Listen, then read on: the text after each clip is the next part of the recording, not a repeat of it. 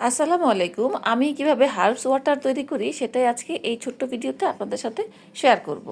একটি অর্গানিক শসা ধুয়ে পরিষ্কার করে শুকিয়ে নিয়েছি। একটি ভেজিটেবল গ্রেটার দিয়ে গ্রেট করে নিচ্ছি। আপনারা চাইলে এখানে ব্লেন্ডার ব্যবহার করতে পারেন।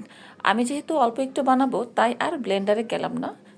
আমি ভেজিটেবল গ্রেটার দিয়ে গ্রেট করে নিচ্ছি, তবে চাইলে আপনারা পাতলা স্লাইস করেও এইভাবে হার্বস ওয়াটার তৈরি করে নিতে পারেন।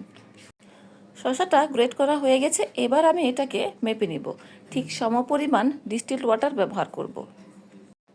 আপনারা যারা হার্বসগুলোকে ব্লেন্ড করবেন, ব্লেন্ড করার সময় ডিস্টিলড ওয়াটার দিয়ে নিতে পারেন। সেক্ষেত্রে ছাকার সময় একটি কাপড় দিয়ে ছেঁকে নিতে হবে, যাতে করে কোনো রকমের কণা থেকে না যায় হার্বস ওয়াটারের মধ্যে। আমি এখানে সমপরিমাণ কুসুম গরম ডিস্টিলড ওয়াটার দিয়ে নিচ্ছি।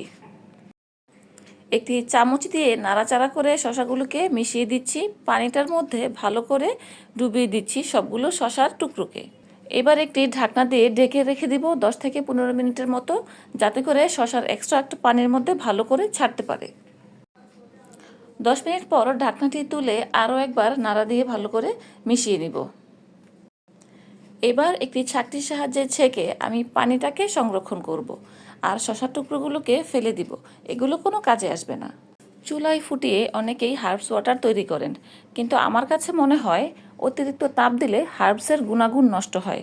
তাই আমি হার্বস ওয়াটার এভাবেই তৈরি করি। এভাবে হার্বস ওয়াটার তৈরি করে যে কোনো রকমের প্রোডাক্ট মেকিংয়ে ব্যবহার করতে পারেন। তৈরি হয়ে গেল আমার কিউকাম্বার এক্সট্রাক্ট ওয়াটার। ধন্যবাদ ভিডিওটি দেখার জন্য।